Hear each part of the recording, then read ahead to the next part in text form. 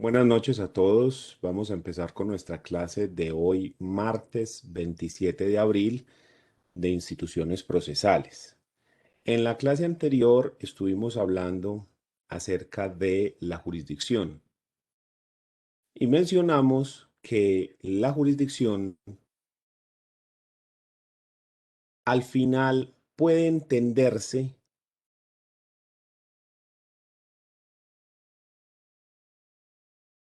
como la facultad del Estado para administrar justicia. Esa es la definición más común, la más general que uno encuentra de jurisdicción. Teniendo en cuenta esa definición de qué es la facultad de administrar justicia, nosotros decimos que la jurisdicción es una sola, esa facultad. Y que por lo tanto esa facultad no es susceptible de clasificarse ni dividirse. Entonces solamente hay una jurisdicción, la que tiene el Estado para administrar justicia. Sin embargo, ayer mencionábamos que cómo efectivamente hace ese Estado para realizar esta función. ¿Qué implica administrar justicia? Administrar justicia implica resolver los conflictos de la persona para que no se resuelvan por la fuerza, no se resuelvan mediante la autotutela, sino que se resuelvan mediante la heterocomposición que comprende un proceso judicial en el cual tenemos un tercero que es quien resuelve el conflicto. Entonces el Estado, para efectivamente prestar este servicio, le delega esa facultad a los jueces. Pero mencionábamos que si yo simplemente le delego la facultad a una persona para que resuelva los conflictos de todo el mundo, le estoy poniendo una obligación, no, pues casi imposible, le estoy poniendo una obligación muy difícil de cumplir. Entonces lo que se hace es que se le delega la función, pero con unos límites. Entonces yo le digo, usted va a resolver conflictos, pero en este municipio o en este circuito, que son varios municipios unidos, o en este distrito. Pero además de ponerle el límite en cuanto a la ubicación geográfica y decirle a la persona, acá, acá, acá, también le digo que solamente va a resolver conflictos en un área específica del conocimiento. Entonces, que solamente va a resolver conflictos en derecho laboral o que solamente se van a resolver conflictos en derecho penal o solamente conflictos en derecho civil o en derecho de familia. Esto hace que yo, al dividir esa función, primero en el espacio, le doy a cada uno un espacio donde va a ejercer su función, y segundo en áreas de conocimiento, lo que hago es dividir, delegar la función para que se pueda prestar de manera más eficiente. Entonces esto hace que nosotros tengamos jueces laborales, jueces civiles, jueces penales, jueces de familia, jueces administrativos, porque es la división según áreas del conocimiento.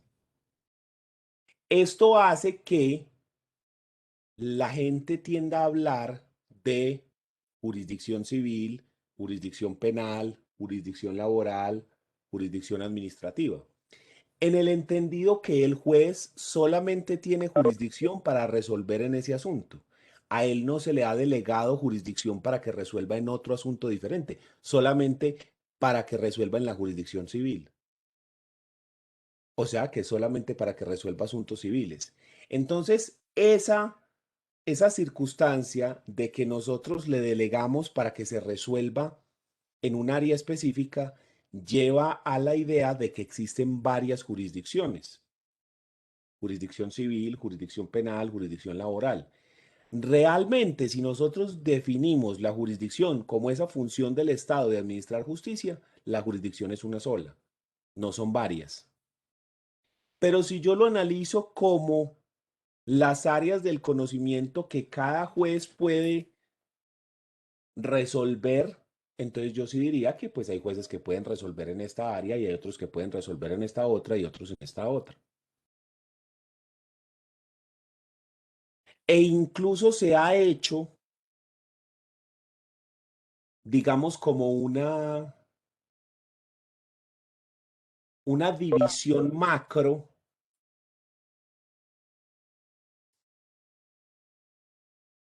en el sentido que la jurisdicción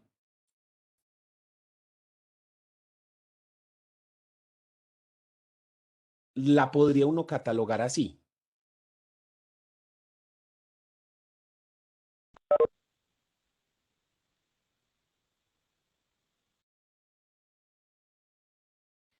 En un lado tenemos la jurisdicción ordinaria.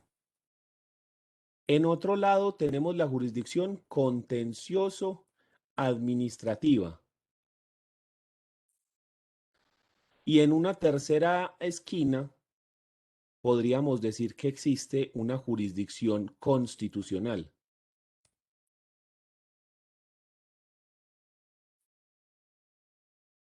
Cuando nosotros estamos hablando de jurisdicción ordinaria, tengas en cuenta que estamos hablando de cuatro cosas.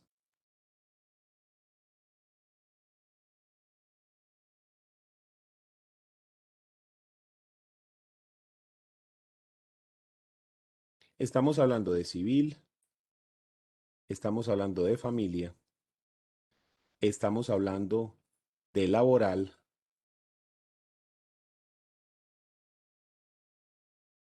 y estamos hablando de penal. ¿Sí? Entonces nosotros podemos decir que existen, digamos, como tres grandes divisiones de la jurisdicción. Contencioso administrativo, que es todo lo que tiene que ver con el Estado. Siempre que el Estado sea demandante o demandado, estamos hablando de jurisdicción contencioso administrativa. Jurisdicción ordinaria, que pueden ser casos civil, familia, laboral o penal. Y jurisdicción constitucional, que sea todo lo relacionado con la Constitución, como lo que habíamos dicho ayer de la acción pública de inconstitucionalidad,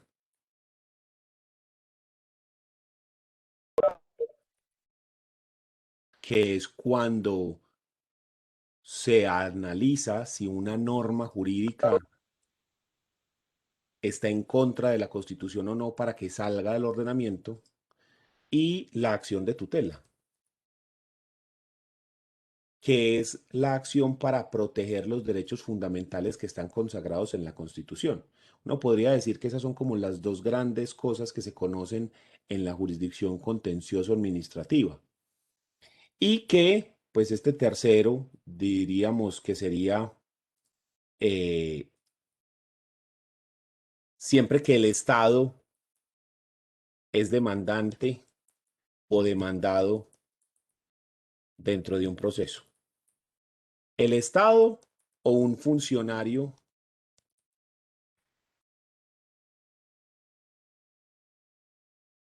el Estado, una entidad del Estado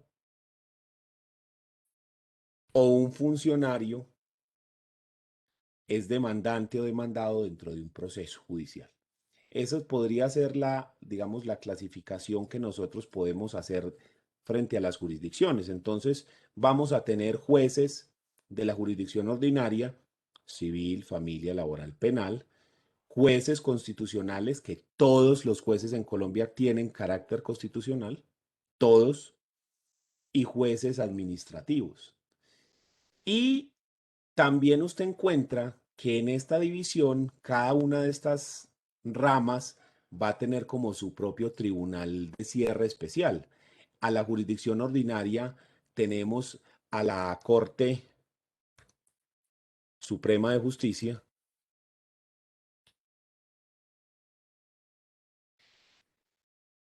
Frente a la Constitución, a la jurisdicción constitucional, tenemos la Corte Constitucional.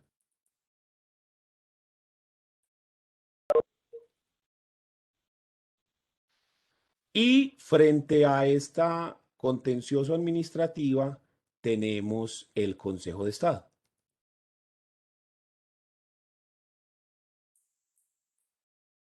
¿Sí? Esas son, digamos,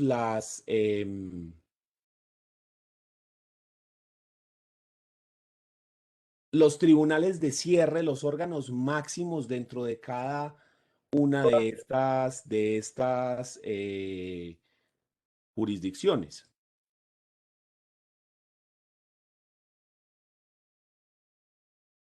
Y dentro de cada una vamos a encontrar jueces municipales, de circuito, tribunales, etcétera. Pero es simplemente como para que hagamos una división, para que lo veamos dividido y ya sepan ustedes cuando se habla de jurisdicción ordinaria de qué se habla, cuando se habla de jurisdicción constitucional de qué estamos hablando y cuando se habla de jurisdicción contencioso administrativa de qué estamos hablando. ¿Sí? Entonces, estas son como las tres grandes ramas que nosotros tenemos en esa división que hacemos de esta función para administrar justicia. Juan Felipe, Profe, consulta, y es las superintendencias, ¿en dónde caben? lo que pasa es que nosotros en Colombia tenemos la rama judicial que está compuesta, como habíamos visto ayer, por los jueces que caben en esta pirámide. De pronto aquí hacen falta algunos jueces que usted los puede ubicar acá abajo, como son los jueces de pequeñas causas o los jueces de ejecución de penas que pueden estar acá o acá, pero siguen siendo jueces. Entonces, la rama judicial, que es la encargada de ejercer esta función, únicamente está compuesta por esta gente. Pero algunas veces otras autoridades ejercen función jurisdiccional. Para unos casos específicos, a otras autoridades administrativas, el Estado les delega función jurisdiccional, pero de manera excepcional, para casos especiales. Por ejemplo, algunas superintendencias, como la de Superintendencia de Industria y Comercio, la DIAN, con respecto al cobro de impuestos, la DIAN puede hacer cobros coactivos. Las secretarías de tránsito y transporte, que también hacen cobros coactivos, que realizan audiencias para determinar la responsabilidad contravencional de una persona en un accidente. Estas son entidades que la ley, sin que pertenezcan a la rama judicial, les da facultades jurisdiccionales, pero de manera excepcional, para unos casos específicos, en unas circunstancias específicas. Entonces, digamos que dentro de esa pirámide tenemos algunas autoridades y algunas entidades e incluso particulares que pueden llegar a ejercer función jurisdiccional, pero por expresa delegación de la ley. Como por ejemplo la Cámara de Comercio. La Cámara de Comercio puede ejercer como tribunal de arbitraje y el arbitraje, que es un método alternativo de solución de conflictos, puede actuar y puede resolver porque el Estado para ese caso en específico le delega función jurisdiccional. Entonces los árbitros actúan como jueces. lo mismo que las otras que mencionamos. Pero en estricto sentido, ninguna de esas autoridades hace parte de la rama judicial, sino Profe, que por excepción pueden ejercer esa función. ¿por qué le hago la pregunta, profe? Porque, ejemplo, cuando uno va a, ¿cómo se dice? A radicar ante una de estas entidades una excepción previa, ejemplo, una falta de jurisdicción, ¿cierto? Porque no es competencia de esa entidad. Primera inquietud, ¿podría ir incluida una falta de legitimación en la causa por activa, por elevar como la reclamación a la entidad que no compete? Depende de quién fue la persona que lo hizo. Pero usted no puede decir que hay falta de legitimación por no demandar donde corresponde, porque vamos a suponer que yo tengo un caso penal, o mejor dicho, laboral, que yo lo que necesito es demandar a mi empleador porque no me ha pagado las prestaciones sociales. ¿Listo? Y yo demando ante un juez de familia. Yo no dejo de tener la legitimación en la causa. Yo no dejo de tener el interés jurídico que me da ser empleado y cobrar las prestaciones sociales que se deben pagar por el contrato de trabajo celebrado. Entonces yo no dejo de tener legitimación en la causa. ¿Qué es lo que ocurre? Que ese juez de familia no tiene jurisdicción para resolver ese conflicto. Entonces ese juez no puede conocer de esa demanda porque eso le corresponde es al juez laboral. A ese juez le toca rechazar la demanda por falta de jurisdicción y de remitirla al juez laboral, que es el que sí tiene jurisdicción para ese asunto. Entonces yo como demandado, ¿qué puedo hacer ante esa situación? Si el juez no rechaza la demanda por falta de jurisdicción, por cualquier circunstancia, porque no lo vio, porque no sabe, por lo que sea, yo como demandado puedo proponer como excepción previa la falta de jurisdicción y decirle, señor juez, es que usted no tiene jurisdicción en este asunto, usted no puede resolver acá. Si bien usted es juez, si bien usted puede resolver conflictos, usted puede resolver conflictos de naturaleza de familia, no conflictos de naturaleza laboral. Usted no tiene funciones para eso. Entonces el juez lo que debe hacer, como digo, es rechazar y remitir al que sí tiene la función. Y lo mismo ocurriría si se presenta una circunstancia ante una superintendencia, ante una Secretaría de Tránsito y Transporte, porque es que la ley establece de manera específica cuándo tienen función jurisdiccional, para qué en específico, qué es lo que pueden resolver, cómo lo pueden resolver, pero no tienen más de ahí. La ley limita eso demasiado. Entonces yo puedo decir, no, un momentico, es que ustedes no son los competentes o no son los que tienen jurisdicción para resolver en este asunto. Pero todo depende, porque lo que te digo, la ley lo que hace es delegar la función para tratar de que sea eficiente la prestación del servicio. Y una de las cosas que se ha intentado de los últimos años ante los problemas que da la rama judicial por la sobrecarga de procesos que tienen es intentar diversificar y sacar procesos de los juzgados.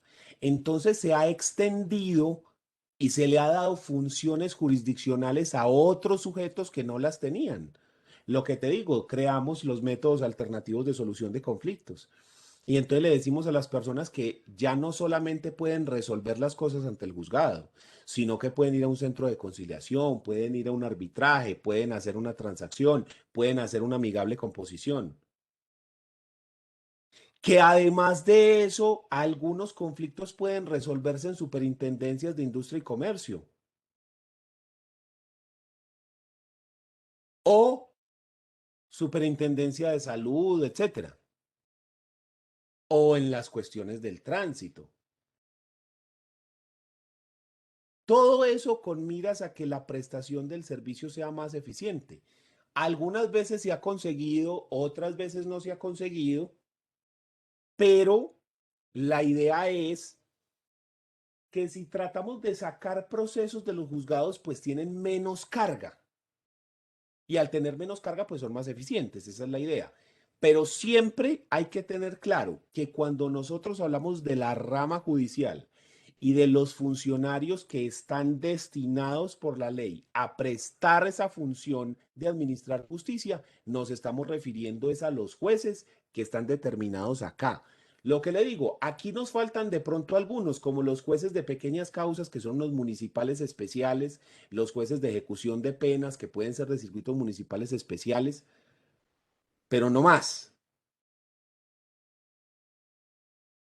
Las otras entidades son cuestiones excepcionales para asuntos específicos y que no van más allá.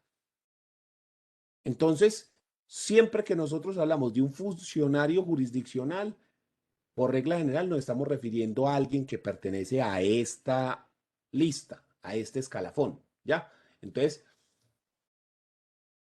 hay siempre que tener en cuenta eso. Y lo que vos decís es cierto, hay funcionarios que se les dan esas funciones para tratar de eh, liberar un poquito la carga de la rama judicial. Porque es que crear juzgados es muy caro. O sea, yo siempre me he preguntado, ¿y por qué no duplicamos los jueces? ¿O los triplicamos? Pues si están tan llevados de trabajo, pues creemos más jueces y creamos empleo y creamos de todo. Pero el problema son los recursos. Y Colombia es un estado que tiene una administración muy particular. Si usted se da cuenta, ningún partido político, derecha, izquierda, centro, diagonal, para un lado, no, no, ninguno tiene propuestas como vamos a duplicar los jueces.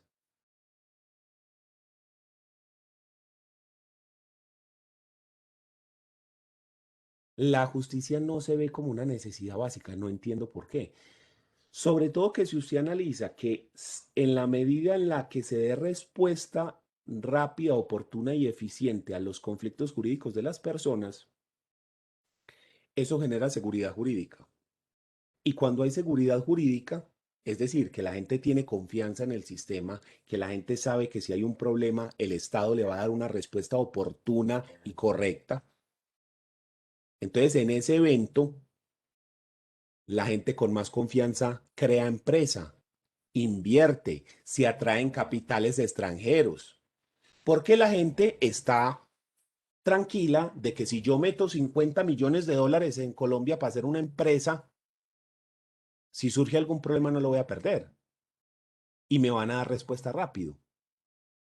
Entonces, en la medida en la que el sistema judicial funcione muy bien, se atraen capitales, se genera empleo, en fin, funciona mejor el Estado y se produce más dinero.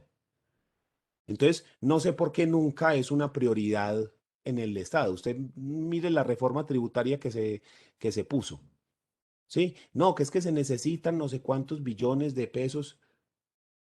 Busque en la exposición de motivos de esa reforma tributaria, más allá que uno esté de acuerdo o que no esté de acuerdo, porque en esa reforma tributaria están buscando una cantidad de plata brutal que hace falta. Ahí dice que hay que duplicar la rama judicial. ¿No está ahí? O sea, es como que a nadie le hace falta. Y a todos nos surge y todos somos diciéndome, pero es que aquí la justicia no sirve, es que aquí la justicia es para los de Ruana, es que... Y entonces, ¿por qué no es una prioridad? Una dicotomía pues que hay en Colombia. Yo la verdad creo es porque es una función que es un poco invisible, en el sentido de que la rama judicial es gratis y que no produce dinero de manera directa. Como no produce dinero de manera directa, entonces nadie lo ve como una prioridad, como sería, por ejemplo, invertir en Ecopetrol, ¿sí? Que sí Eso se ve produce la como plata de manera directa. es que eso ¿Cómo? se ve como un egreso, profe, como un egreso. El Exacto. funcionario público no es un activo, es un pasivo, es el que antes le está quitando. O sea, vamos a hablar a carta blanca, le está sacando plata al Estado con su función, no le está dando, por así decirlo. Pero no se analiza lo otro que yo te estoy diciendo, que si vos resolvés las Exactamente. cosas, entonces que entras, y eso se vuelve Ajá. eso se vuelve una No, bola de nieve. no van al trasfondo. Ujú. Profe, Imagínese pero esto. si usted resuelve más casos, eso no va en principio de la economía. Si usted resuelve más casos y más rápido, Claro, es que esa es la cosa. Mientras usted más casos resuelva, eso sería más más se rápido. mueven las cosas. Imagínese esto, las pensiones. Todos sabemos que usted, para reclamar una pensión, se demoran 2, 3, 4, 5 años, ¿sí o no? Imagínese que las pensiones se las pagaran a usted al otro día que usted dice, me pensiono. Tania, al otro día ya tiene la plata en la cuenta. No, pero ya son más ágiles, mucho más ágiles. Ah, ¿se demoran cuántos? ¿10 minutos? No tan ágiles, pero no ya no son 10 años, pues por lo menos. A mí me salió como a los 2 meses. Ah, bueno, vea. Pero ¿qué tal si le saliera al otro día? No, al otro día no, que usted dijera, me voy y ahí mismo le llega la transferencia. ¡Tin! Eso no hace que las personas digan, bueno, pues ya que estamos así, pues ¿por qué no vamos al éxito y compramos, no sé, un televisorcito así y ya podemos pagar el Win Sports para ver al equipo de fútbol? ¿Sí me entiende? Eso genera consumo y el consumo genera empleo y el ta, ta, ta, ta, ta, ta, ta, ta, ta. Amazon. Desde hace rato, Amazon está coqueteando con Colombia, con abrir un Amazon.co. Yo ruego y prendo velas para que ese día llegue rápido. Desde hace rato están que coquetean, que no sé qué, que Amazon, que envíos gratis a Colombia. Mire cómo están comprando cosas en Amazon, como se da. Hay unas oficinas de Amazon Colombia, en Bogotá las hay. ¿Y por qué no se ha abierto? Por la inestabilidad judicial, ¿o qué, profe? No sabemos. Puede ser que Amazon haya visto cosas como lo que pasó con Uber, Ajá. que Y mire, demandaron la plataforma y un día dijeron, ¿sabe qué? Ya no puede operar más.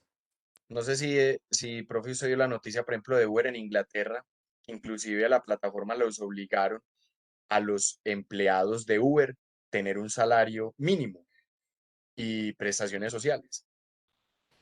Pero a lo que yo me refiero es que llegue Amazon y se da cuenta de ese tipo de cosas y dice, ¿será que si invertimos allá? Y después donde haya algún problema, no me pondrán a mí a... Mm, Puede ser, no estoy diciendo que esa sea la clase, porque seguramente ellos han hecho pues unos estudios de mercado y unas cosas que deben costar millones de dólares para decir cuándo sí o cuándo no, ¿cierto? Pero yo digo que eso debe ser un factor, la seguridad jurídica del país. Estoy seguro que eso debe ser un factor ahí. No el único, porque eso es obvio que no es el único, pero sí debe ser un factor para uno decir, yo estoy dispuesto a hacer una inversión así, así, así, y donde tenga un problema con esto, como lo que pasó con el edificio Meritage aquí arriba en Las Palmas, ¿sí? Esa inversión se calcula en 800.000 millones de pesos. ¿Y eso lleva parado cuánto? Metroplus de Envigado, lo del túnel verde de Envigado. ¿Cuánto se lleva discutiendo eso? Y esta es la hora que no sabemos que si se construye, no se construye, tumban los árboles, no los tumban, nada, no, ahí estamos esperando a que algún día se resuelva. Entonces mire que esos son dos ejemplos.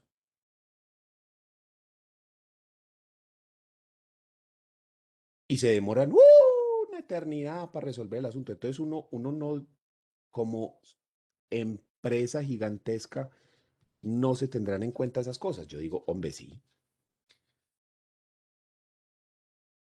¿Qué es lo que se intenta hacer? O sea, si no funciona la rama judicial porque hay demasiados procesos, el Estado sí es cierto que no se quedó con los brazos cruzados y no dejó pues que el asunto se perrateara más de lo que estaba. Entonces el Estado que dijo, bueno, ¿cómo le damos respuesta a esto sin crear más jueces? ¿Qué opciones tenemos? Entonces lo que se ha intentado es Lo que vos decías, diversificar el asunto, tratar de sacar procesos de los juzgados. Entonces se le impone a la gente la obligación de primero intentar una conciliación antes de llegar al proceso. Y muchos procesos se van a quedar en la conciliación porque la gente logran un acuerdo y se resolvió el asunto. Le dan la posibilidad a la gente de que muchos procesos se puedan llevar en notaría, por ejemplo. Entonces también son otra cantidad de procesos que ya no van al juzgado, sino que van a la notaría y entonces menos que llegan a los jueces. Las superintendencias y otras entidades administrativas a las cuales se les da función jurisdiccional para unos asuntos. Entonces, otra vez, menos procesos. Entonces, lo que se ha tratado es, si no vamos a crear juzgados, entonces venga, ¿cómo le damos a esto movilidad? ¿Cómo tratamos de que esto funcione? Y entonces están los métodos alternativos de solución de conflictos, esos equivalentes jurisdiccionales como privados y otras entidades que se invisten de jurisdicción, el requisito de procedibilidad de la conciliación, entre muchas otras estrategias. Entonces, eso ha ido, digamos, permitiendo que la situación no se estanque y se joda del todo, sino que vayamos de alguna forma trabajando, solucionando, mientras que en algún momento se da una resolución de plano o que se van creando de a poquitos juzgados, de a poquitos a medida en el que se va teniendo recursos y que se va viendo las necesidades más complejas, entonces se crean unos juzgados aquí en Medellín, otros en Cartagena, unos en Bogotá, y se van creando de a poquitos y no simplemente coger todo y dobletearlo de una vez. O sea, tampoco es que no se ha hecho nada, porque tampoco hay que ser injustos con el país, porque sí se han hecho cosas. Lo que pasa es que a modo de ver de muchos, yo incluido, pues es insuficiente. O sea, en Colombia estamos necesitados desde hace rato de una reforma a la justicia, pero no una reforma a la justicia para sacar gente, sino para dobletear o triplicar el asunto. ¿Cómo? Profe, pero pues no sé, está bien que no se puede juzgar al Estado por, por estas entidades adicionales que se han creado. ¿Qué sucede? Que ahí va muy de la mano con lo que usted dice y es falta inyectarle más a la justicia, no solo en creación de cargos, de puestos, de más jueces, sino en concientizar, en, en culturizar a la gente, a la sociedad del común. ¿Por qué? Porque en muchas ocasiones entorpecen, por así decirlo, el sistema jurídico. Sí, como el Es mal uso decir, de la tutela. exactamente, o que se van a hacer a interponer una demanda en una jurisdicción no competente. ¿Y qué tiene que hacer el juez? Primero, leer todo el expediente, Darse entender el cuenta que no es expediente. competente y claro, entorpece la relación. Exactamente, entonces para decir, es que yo aquí no soy competente. Entonces, ¿qué le toca? Rechazar esa demanda, pero adicional a eso, lo que usted dijo iniciando clases, eh, emitir un oficio para el juez competente. ¿El juez competente qué va a hacer? Lo mismo. Entonces es complejo. Sí, sí, sí, o sea, se hacen cosas, hacen falta más, eso es obvio, pues que hace falta mucho, pero se han hecho, o sea, tampoco puede ser todo malo porque también nosotros tenemos una visión a veces que es demasiado negra, demasiado pesimista de que vivimos pues en el peor país del mundo. Digamos que no es el mejor, pero tampoco es el peor, vamos ahí. Hombre, se podría mejorar muchas cosas, sí, claro que sí, pero, pero ahí va el asunto, tampoco es lo peor. No estamos arriba, pero tampoco estamos en la parte más abajo. Digo yo, pues, tratando Profe, como de no tener una visión tan negativa. Dígame. qué pena mi ignorancia, pero ese cargo de juez no es muy maluco. Pues no es como muy amenazado, pues un juez penal, por ejemplo, o O sea, laboral que tiene que resolver. eso depende porque Pues es no que parece al como fin y es. al cabo también está el gusto de la persona, ¿sí? Es decir, ¿por qué nosotros estudiamos esta carrera?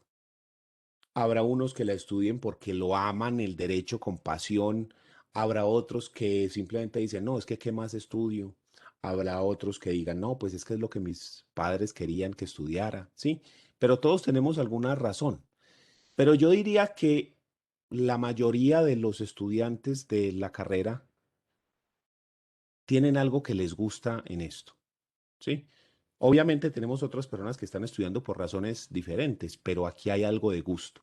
Es decir, sentarse y leer los documentos, sentencias, libros, escuchar profesores, aguantarse los genios, hacer los exámenes, etcétera, tiene que tener un componente de gusto. Entonces, ahí ya tenemos un primer punto para esa respuesta. Y ya cuando pasamos a los juzgados, uno tiene que decir que eso también tiene que tener un componente de gusto, es decir, que la persona disfruta su profesión. ¿Qué es peligroso o qué no es peligroso? Uno diría que en Colombia, si bien es un país muy violento, que llegamos a ser el país más violento del mundo y Medellín, la ciudad más violenta del mundo en los 90s, hoy hay muchas cosas superadas o superándose, que puede tener un grado de peligrosidad, sobre todo en el tema de penal. Sí, es indudable que eso puede tener su grado de peligrosidad. Sí, sí lo puede tener. Pero también hemos visto que se ha mejorado mucho, mucho la circunstancia. Por ejemplo, en los tiempos de Pablo Escobar, llegó a ser tal el asunto que existían los fiscales sin rostro. Si usted era fiscal, se tenía que mantener como un agente secreto, no se podía saber que era fiscal porque estaba en peligro su vida, de que lo mandaran a matar. Y entonces, ¿cómo hacían los fiscales para actuar en un proceso penal? Pues detrás de una cabina polarizada con un modulador de voz para que no se supiera quién es el fiscal y no se pudiera reconocer ni siquiera la voz, y tenían que llegar horas antes e irse horas después de la audiencia y salir por otras partes y todo para evitar que se supiera quién era el fiscal. ¿Cómo le parece? Fiscal sin rostro, se llamaba esa figura. Uno cuenta eso y es como propio, como de uno de esos libros de distopías, como los Juegos del Hambre, una cosa así. No, es como una cosa como toda psicodélica. Y aquí pasó, los fiscales sin rostro, ¿sí? Pero sin embargo, ya hoy en día no, ya hoy en día usted, sí, ¿qué haces vos? No, yo soy fiscal de tal cosa. Ay, ¿qué tal? No, muy bien, muy contento, no sé qué. Y sin escoltas y sin nada. Sí, entonces se ha ido superando. Seguimos siendo un país peligroso. Hay lugares muy peligrosos, pero digamos que no solo ser juez o fiscal es peligroso. Hay lugares donde los puestos políticos, los concejales, ser líder social se vuelve peligroso. Pero no es así en todo Colombia, porque volvemos a lo mismo. No podemos caer en que todo es negativo. No. Y a la final lo que volvemos al mismo asunto es gustos. A mí no me gusta el área penal, no me gusta ni poquito. Entonces no es algo que yo disfruto. Y yo pensando, si yo quisiera ser juez, la verdad no, no es un cargo que me llame la atención, no es algo que me gusta. Obviamente, magistrado de la Corte Suprema de Justicia ganándose unos 37 millones de pesos mensuales, pues a todos nos encantaría ese sueldo, ¿sí o no? Y uno dice, ay, qué tan bacano. Pero dejando esos cargos que son 20, 30 personas, pues para todo Colombia, dejando eso de lado, pues que eso ya es otra cuestión diferente, sino hablando de jueces de circuito, jueces incluso tribunales municipales y demás, son cargos que tienen sueldos buenos y toda la cosa, pero a mí en lo personal no me atrae. Y hay personas que le encanta, hay personas que se sueña siendo un juez y que son jueces y aman su profesión profundamente. Entonces, hombre, que puede tener circunstancias así, sí, sí las puede tener, pero yo creo que aquí muchas profesiones lo tienen. De pronto en el derecho penal puede ser el que esté más expuesto, sí, pero igual, o sea, igual eso tiene su componente de amor por la profesión. A mí nunca me ha pasado por la cabeza, pero yo estoy seguro que a algunos de ustedes no le choca la idea de ser juez.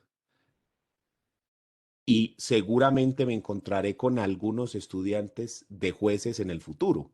Seguramente. son gustos al fin y al cabo, ¿no?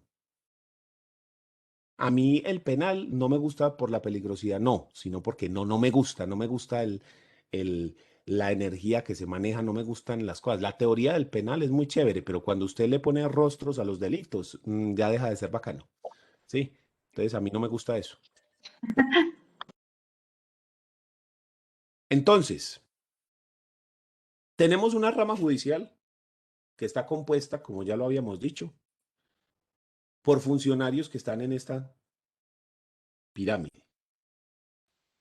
Pero dentro de esta pirámide, que son, digamos, los rangos de los jueces, haga de cuenta que estamos en el ejército y aquí están los generales y aquí está el soldado raso, ¿sí? Tenemos los rangos de los jueces.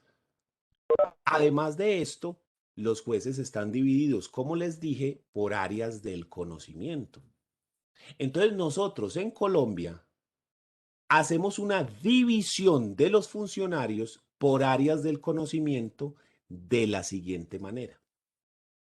Tenemos acá civil, familia, laboral, penal y administrativo, ¿sí? Y dentro de cada uno de estos tenemos los diferentes jueces que van a componer la jurisdicción respectiva, ¿sí? Entonces tenemos frente a la jurisdicción civil, juez civil municipal, juez civil del circuito, magistrado de Tribunal Superior de Distrito, Sala Civil, y magistrado de la Corte Suprema de Justicia, Sala Civil. Tanto la Corte como los tribunales se dividen en salas. Es decir, tenemos la Corte entera y la Corte está dividida en salas, la Sala Civil, la Sala Penal, la Sala Laboral. Dentro de esa sala hay varios magistrados, a esos no los llamamos jueces, sino que los llamamos magistrados. Y la diferencia de estos con los jueces de circuito y municipales es que las decisiones que toman los tribunales y las altas cortes no la toma una sola persona, sino que siempre son jueces colegiados, es decir, que son varios jueces. Generalmente 3 o más, pero siempre un número impar para que no haya empates, ¿sí?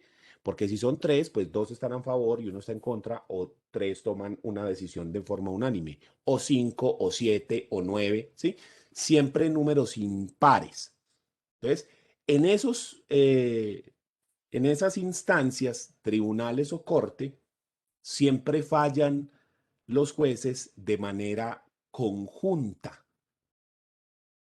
¿Cómo? A un juez se le entrega el proceso. Mire, tenga.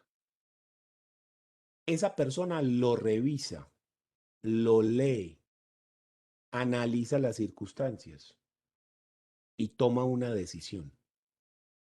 La decisión es tal, blanco, negro, rojo, gris, lo que sea.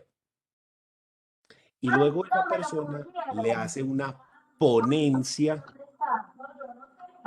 a los otros magistrados con los que comparte sala. ¿Cómo así? Si yo no puedo... Y les dice, muchachos, yo después de analizar esto, tomé esta decisión. Yo considero que aquí la cosa es roja. Por estas y estas y estas razones, teniendo en cuenta esta ley, mire que las pruebas dicen esto, él hace una exposición de por qué tomó esa decisión. Y luego los otros dos magistrados votan si están a favor de la persona o en contra. Si están en contra los dos, perdió la ponencia de él. Si están a favor, ganó la ponencia. ¿Sí? Por eso es que se llama magistrado ponente, que es el que revisa y el que hace la ponencia, el que toma la decisión y va a convencer a los otros. Se llama magistrado ponente. ¿Listo? En cambio, en los tribunales, perdón, en los jueces de circuito y municipales, es solo un juez. El juez analiza, practica las pruebas, interpreta la ley y toma la decisión, pero es la decisión de él y no más. No tiene que compartirla con nadie más. Diferente al otro caso. Entonces siempre es importante tener en cuenta eso, que siempre que hablamos de tribunal y corte son jueces colegiados donde la decisión la toman varios. Cuando hablamos de juez civil, de juez municipal o juez de circuito, es uno solo. Si nosotros continuamos analizando esto, usted se da cuenta que en familia tenemos un problema y es que no hay nadie aquí abajo. Y es porque en Colombia no existen jueces municipales de familia. ¿Quién adivina por qué razón?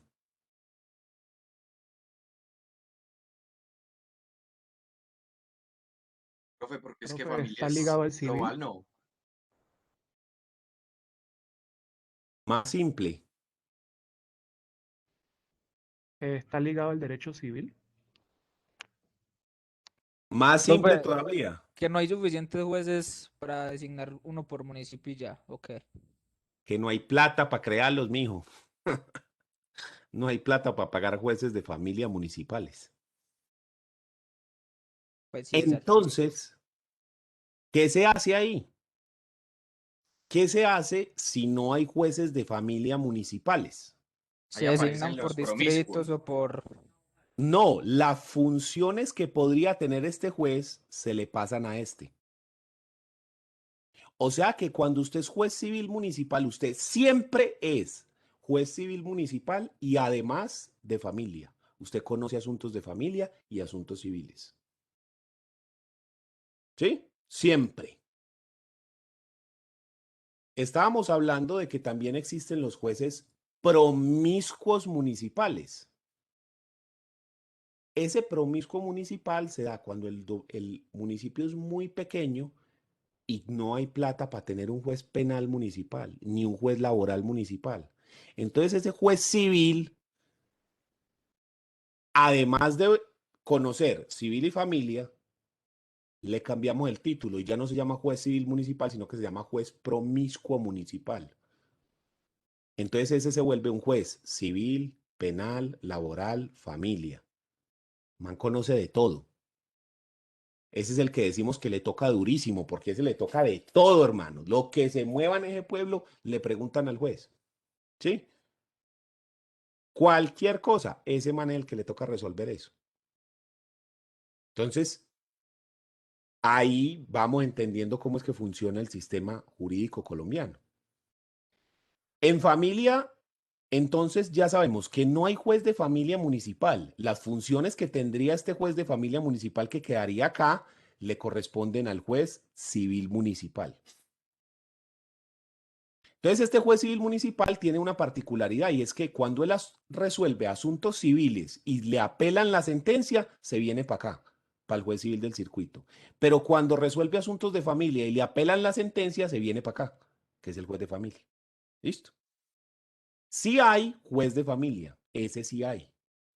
Juez de familia es el equivalente a juez de circuito. Siempre que usted escuche la expresión juez de familia, es un juez de circuito. ¿Por qué razón no se dice juez de familia de circuito? Porque los únicos jueces de familia que hay son de circuito. Como no hay jueces municipales, entonces usted no tiene que decir, como en el civil, juez civil, municipal o de circuito. Si es de familia, es de circuito, es obvio. O sea que sería un pleonasmo por ahora decir juez de familia de circuito. Esperemos que en algún momento haya que cambiarlo y haya que decir juez de familia municipal y juez de familia de circuito, porque eso sí descongestionaría muchísimo. Gran parte de los problemas que conocen los jueces civiles municipales son asuntos de familia, pero muchísimos asuntos. ¿Sí? Entonces, ahí tenemos un problema. Si usted sigue subiendo, mire que en la jurisdicción civil tenemos al Tribunal Superior de Distrito, Sala Civil, y aquí en familia está igualito, Tribunal Superior de Distrito, Sala de Familia. Pero cuando llegamos acá arriba, vuelve y ocurre lo mismo. En este lado tenemos Corte Suprema de Justicia, Sala Civil. Y en la Corte Suprema de Justicia en Familia tenemos otra vez Sala Civil. Esto no es un error, es porque no hay tampoco sala de familia específica. sino que se habla sala civil y de familia. O sea que a los magistrados de la Corte Suprema de Justicia de la sala civil, al igual que a los jueces civiles municipales, les toca saber las dos cosas. Les toca saber familia y civil. A mí me parece que eso es un error, por lo que habíamos dicho de las especializaciones. Porque es que familia es una disciplina del derecho tan o más grande que el derecho penal. ¿Y sabe qué? Es más importante que el derecho penal. ¿Cómo así? ¿Qué está usted diciendo? La Constitución dice que la familia es el núcleo fundamental de la sociedad. ¿Lo dice o no en el artículo 42? Que la familia es el núcleo fundamental de la sociedad y del Estado. Entonces, ¿cómo va a decir usted que el derecho de familia no es el más importante? Para mí, primero está el derecho constitucional y después el derecho de familia. Pues que la Constitución lo dice. Es la célula fundamental del Estado. Bueno, está bien, póngalo pues a la misma altura del penal. Y aún así no hay magistrados, no hay una sala de familia solo para eso, ni tampoco hay jueces de familia municipales. Eso sí lo hace pensar a uno como, hey, venga, pero pues solo en eso hace falta pues una inversioncita. Está bien, no duplique toda la rama, pero pues en el área de familia, hermano, o sea, es que dígame la cantidad de conflictos que puede haber en la rama judicial con respecto a cosas como alimentos, visitas, custodias, divorcios, sociedad conyugal, sucesiones, adopciones. No, pues es que ¿cuántos casos habrá? No, pues es que. Entonces, ahí, si yo tuviera como el poder de crear cargos, de lo primero que yo haría sería eso, llenar esos dos huequitos. Crear acá juez de familia municipal y crear la sala de familia de la Corte Suprema de Justicia. Ese sería una de las cosas que yo haría teniendo así como el poder para hacerlo así como un deseo, como de un genio. Eso. Y yo estoy seguro que solo con eso mejora la cosa. No se resuelven los problemas, pero mejora el asunto. O sea, si ya sabemos que no podemos duplicar o triplicar los jueces, pues entonces podemos ir de a poquitos. Y de a poquitos para mí sería, vea, juez de familia municipal y sala de familia de la Corte Suprema de Justicia. Eso amerita pues una reforma a la justicia. Sin embargo, también usted mira las propuestas de reforma a la justicia que se han hecho en los últimos años y nadie considera eso. ¿Sí? ¿Por qué? No sé. No sé cuál es la cosa, no le ven la importancia. No sé cuál es el asunto con ese tema. Pero es algo que es de tener en cuenta porque, pues, solo es estadística. Mire la cantidad de procesos que hay al respecto. Y ya, y solo con eso se resuelve el asunto. Pasemos a hablar de la jurisdicción laboral. Esta sí está toda completica. Sí la ve usted la escalerita completa. Juez laboral municipal, juez laboral de circuito, Tribunal Superior de Distrito, sala laboral, Corte Suprema de Justicia, sala de casación laboral. ¿Sí? Ahí usted sí la encuentra toda enterita, perfecta la escalera. Y lo mismo en penal. En penal tenemos el juez penal municipal, penal del circuito, la sala penal de los tribunales superiores de distrito y la sala de casación penal de la Corte Suprema de Justicia.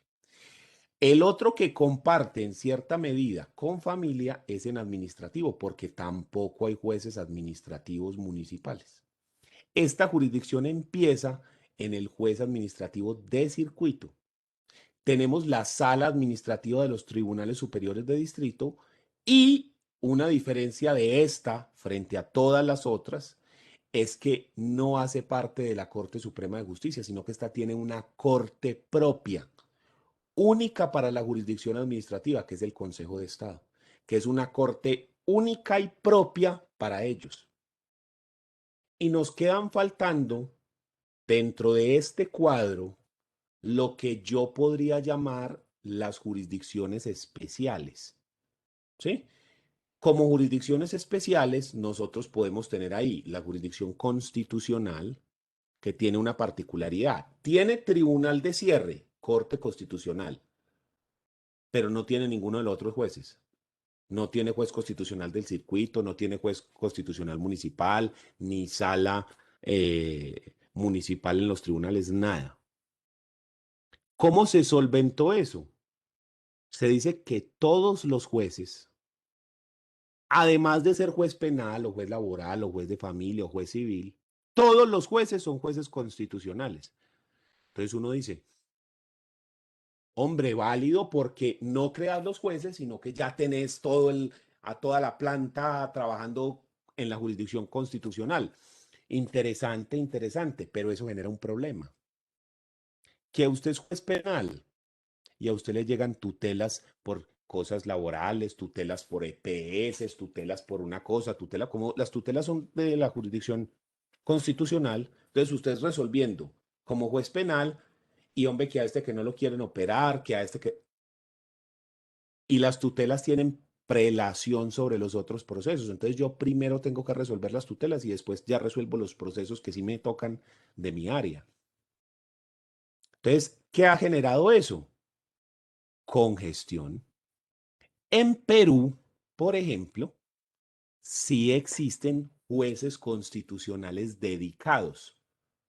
Entonces tienen juez constitucional municipal, juez constitucional de circuito, juez constitucional así. En una conferencia que nos dio un magistrado, Edwin Figueroa, de Perú, hace unos 3 años, eso fue en el 2018, finales del 2018, que vino el magistrado Edwin Figueroa, nos habló precisamente de eso, de la jurisdicción constitucional en Perú, con jueces dedicados específicos para la jurisdicción, lo cual a todos nos dejó sorprendidos pues de que funcionara en Perú y que funcionara bien. Entonces, es algo como digno de. Entonces, por ejemplo, ese sería otro que ayudaría muchísimo más. Es más, yo primero empezaría por ahí antes que meterme con el de familia. Por lo que les digo, como todos los jueces están resolviendo y conociendo tutelas y cosas constitucionales, hombre, ¿qué tal si les quitamos a todos los jueces esa carga y se la damos a una jurisdicción nueva entera?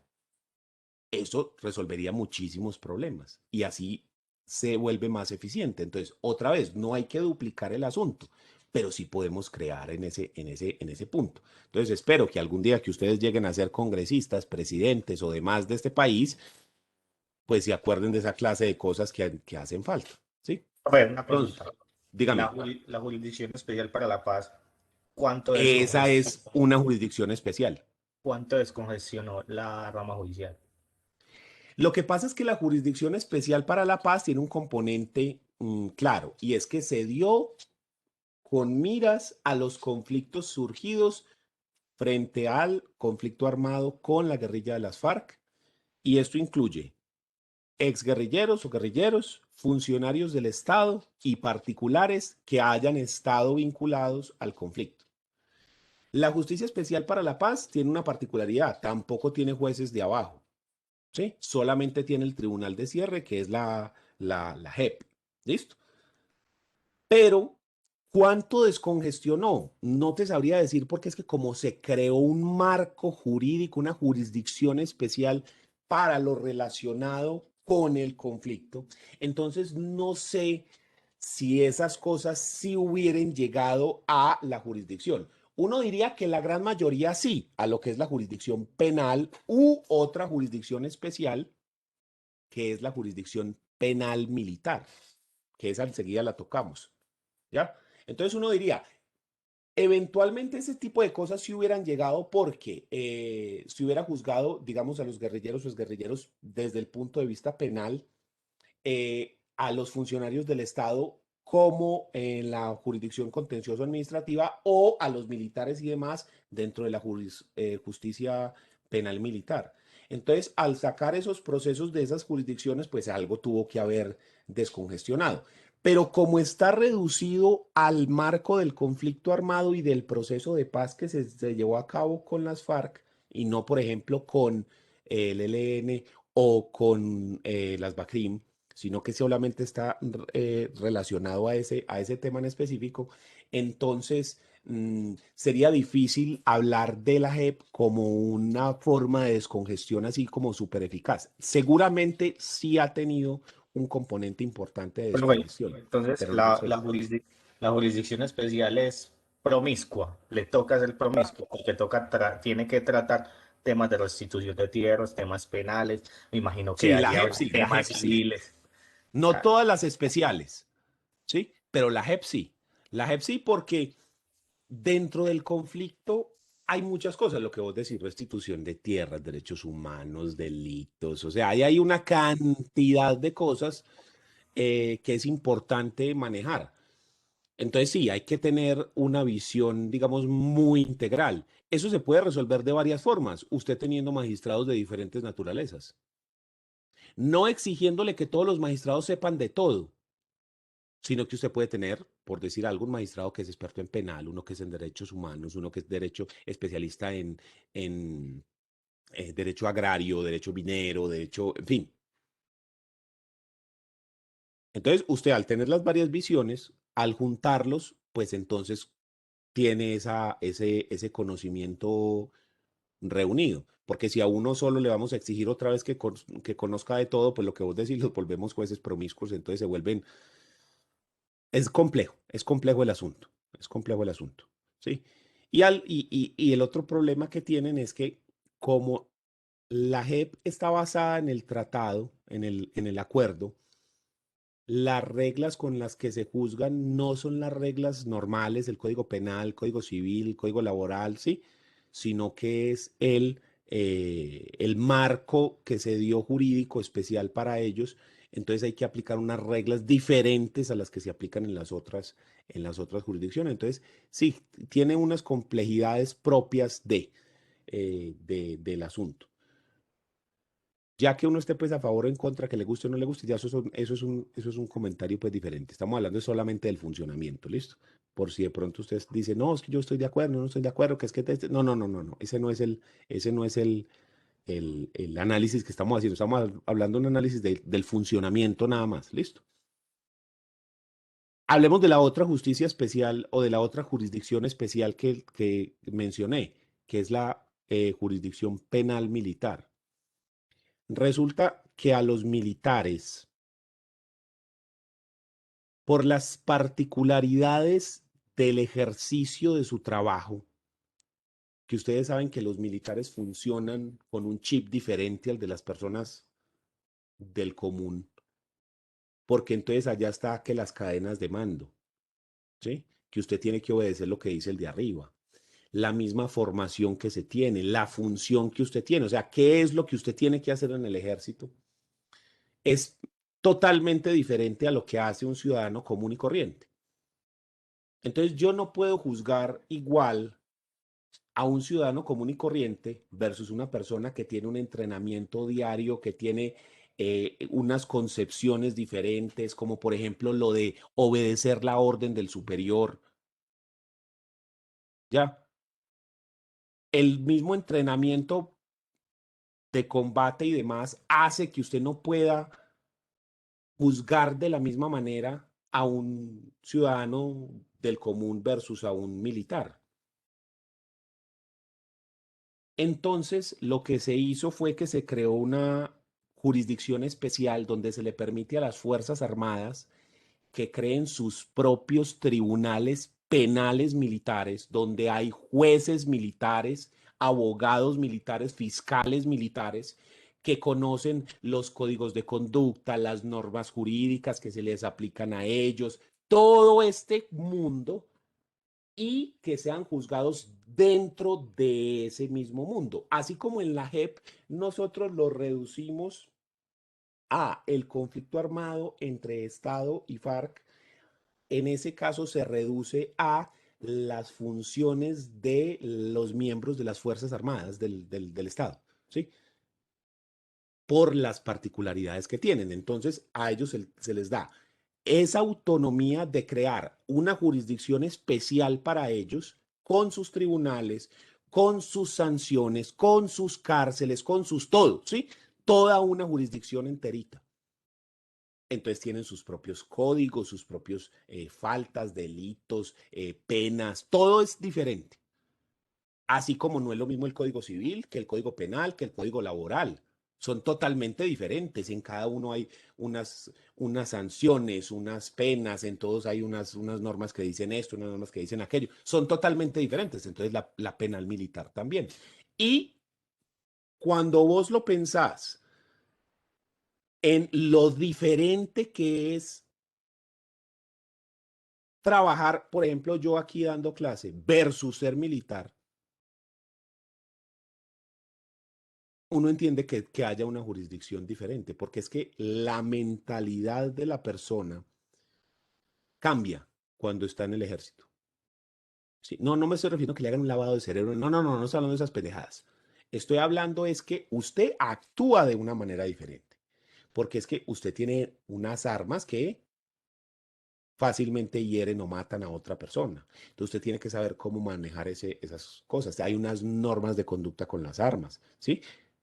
Hay unas situaciones en las que usted no se va a ver si usted es un ciudadano común, diferente al militar. Entonces son todas una cantidad de circunstancias que hacen que no se deban ni se puedan juzgar de la misma manera. Entonces se les crea una jurisdicción especial solo para ellos, para los militares y miembros de todas las Fuerzas Armadas de Colombia.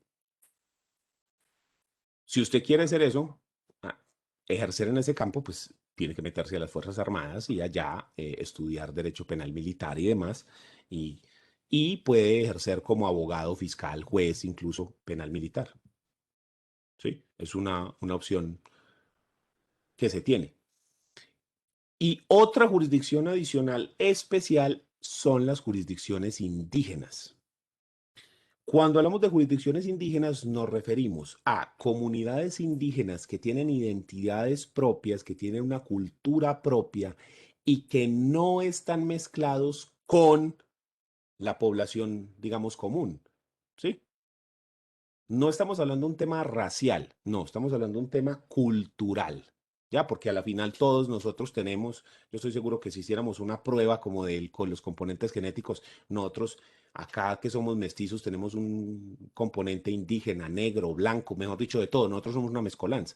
No estoy hablando de eso. Estoy hablando desde el punto de vista cultural. Si tenemos una comunidad que tiene sus propias reglas, que tiene sus propias culturas, que tienen sus propios normas de conducta, la forma como se actúa, la forma en cómo se ejerce el poder, porque entonces hay unas personas que tienen el poder, que toman las decisiones, cómo se lleva a cabo un proceso judicial en esta comunidad. Es decir, cuando una persona ha contravenido las normas de conducta de su comunidad, cómo es juzgado, cómo es castigado, quién toma la decisión, cómo se toma, qué es lo que se hace, ¿sí?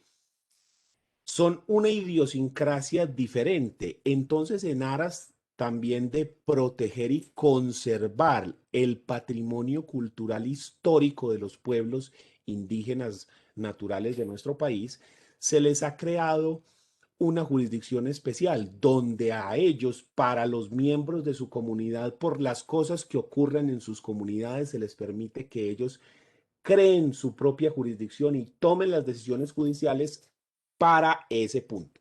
Si una persona de la comunidad se viene entonces para la capital, se viene a la urbe a hacer su vida normal como cualquier ciudadano, ya estaría exento de eso. Estamos hablando es para las personas que pertenecen a esta comunidad, que viven dentro de la comunidad y que no hacen parte de, digamos, la urbe populacha. ¿Sí? Entonces, se les da eso como una forma de conservación de sus tradiciones y culturas ancestrales. Entonces, hay muchas comunidades que tienen sus jurisdicciones especiales, donde tienen personas especiales que toman las decisiones, unos códigos de conducta especiales, unas castigos y demás especiales propios de su comunidad. Entonces, ahí también están las jurisdicciones indígenas. Y hay varias, no es solo una como penal militar, que es una, no, estamos hablando de varias porque cada comunidad puede tener sus propias reglas y funcionan diferente de una comunidad a otra. ¿Listo?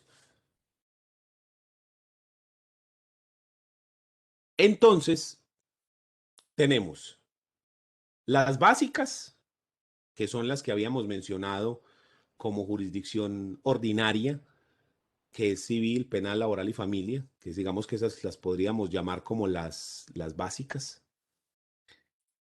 La contencioso administrativa, que es la que tiene que ver con el Estado, los funcionarios del Estado, las entidades estatales.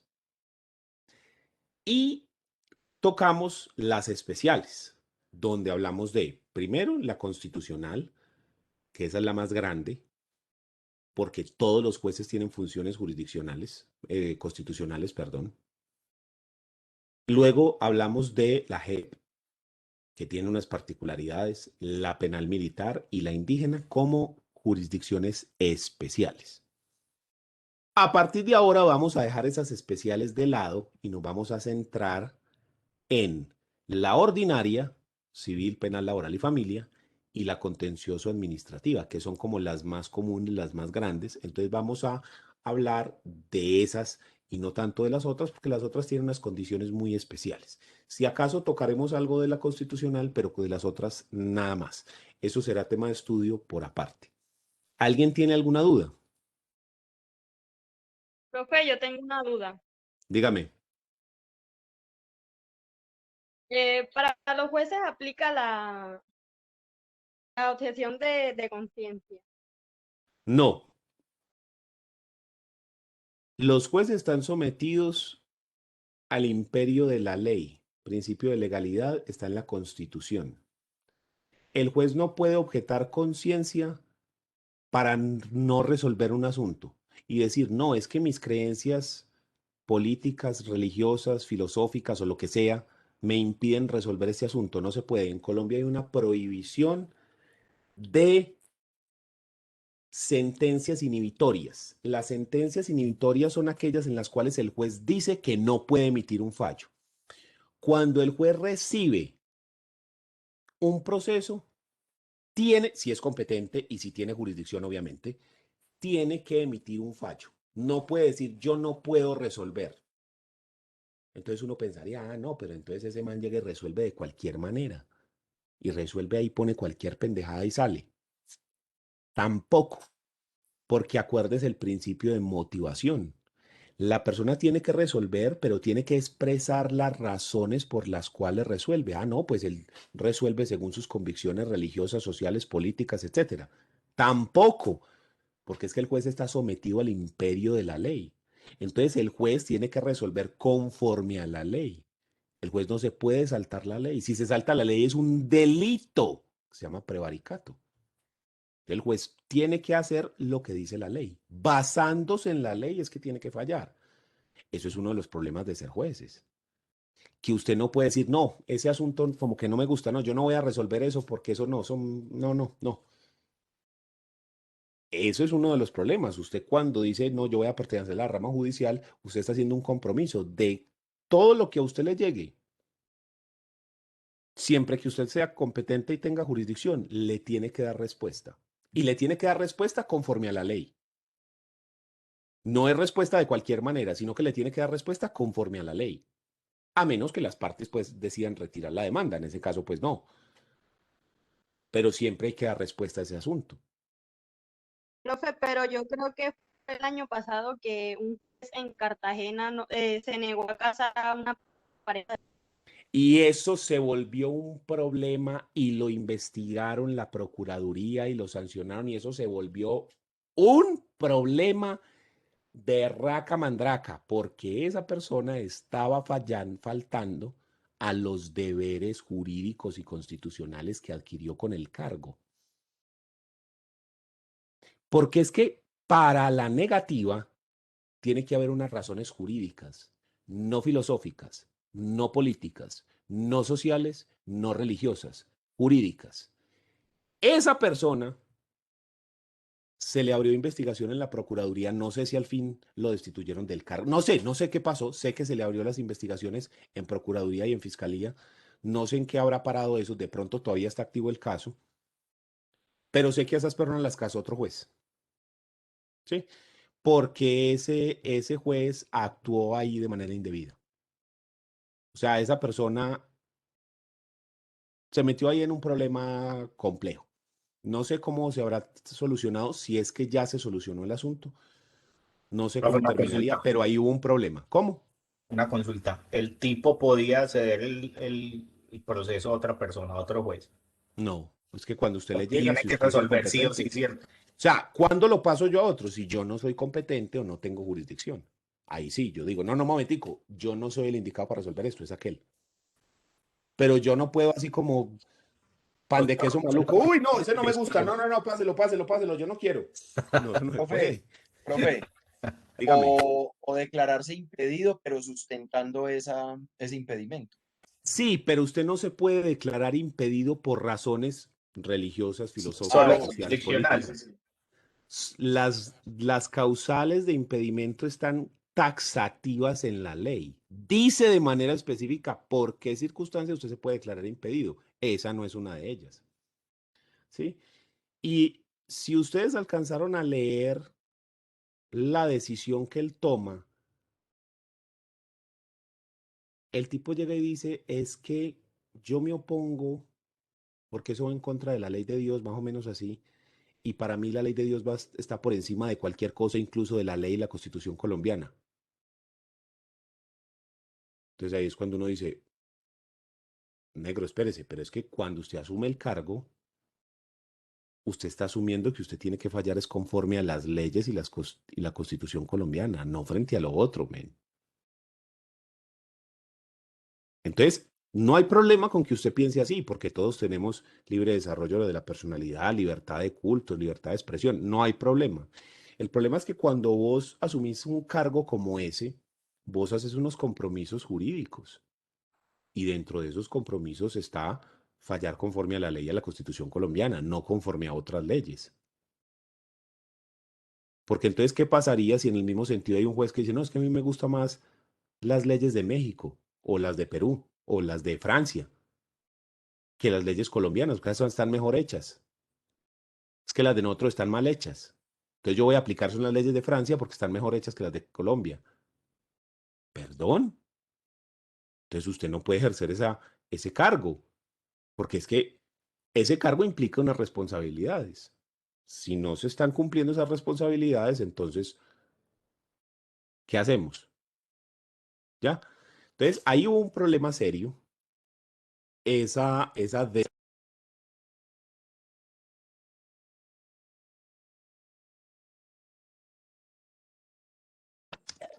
Se le fue el audio.